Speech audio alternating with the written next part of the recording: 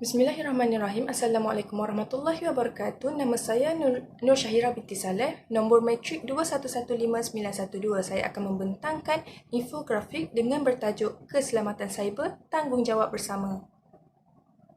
Seperti yang kita tahu, masalah atau jenayah cyber semakin berleluasa dari semasa ke semasa dan berlaku pada semua orang, tidak kira tua maupun muda.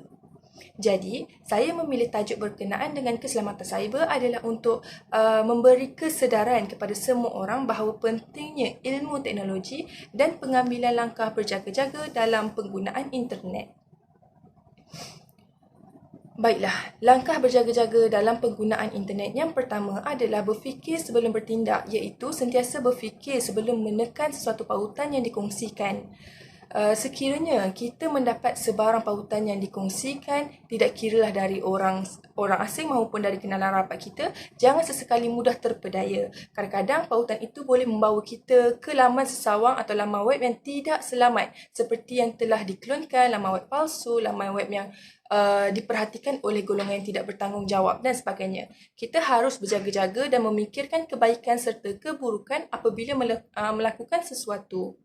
Kita juga harus menjadi pengguna yang tidak mudah terpedaya dengan promosi atau hadiah yang ditawarkan. Pasti semua orang pernah menghadapi situasi ketika sedang menggunakan internet, secara tiba-tiba laman sesawang yang digunakan mengeluarkan pernyataan seperti tahniah, anda pemenangnya dan menawarkan hadiah. Kemudian, meminta pengguna untuk memasukkan maklumat seperti nama, umur dan nombor telefon.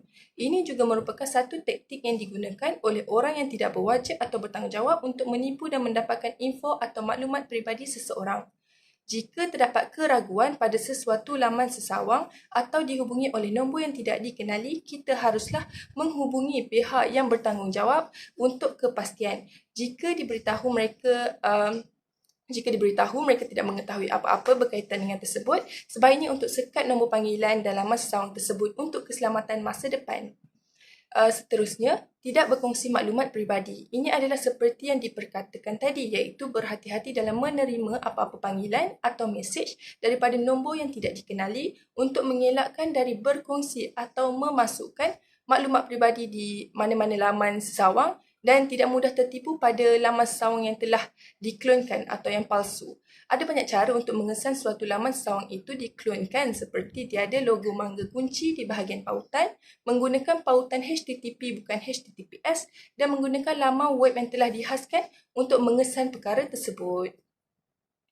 Di samping itu, gunakan kata laluan yang unik. Hal ini adalah sangat penting untuk memastikan tiada siapa dapat meneka atau mengetahui kata laluan kita. Sebaiknya kita menggunakan kata laluan yang berbeza di setiap akaun bagi menambah peratusan kemungkinan untuk kata laluan kita diketahui. Kata laluan yang baik adalah kata laluan yang mencapai tahap kekuatan yang tinggi, seperti dalam perkataan itu ada huruf besar, huruf istimewa, nombor dan sebagainya. Dan yang paling penting, pastikan kata laluan dilindungi oleh autentikasi multifaktor, iaitu satu proses masuk akaun multilangkah yang mengharuskan pengguna memasukkan lebih banyak informasi daripada sekadar kata laluan. Seterusnya, kita mestilah sentiasa memperbaharui aplikasi untuk mendapatkan versi terbaru dan keselamatan yang maksimum berbanding versi lama. Dengan memperbaharui aplikasi juga dapat mengurangkan masalah atau kesalahan yang ada dalam versi lama kerana ia telah dibaik pulih. Akhir sekali, berhati-hati dalam mengakses jaringan Wi-Fi. Untuk keselamatan, sebaiknya menggunakan firewall, iaitu satu teknologi yang mampu memantau dan mengakses lalu lintas jaringan Wi-Fi yang digunakan.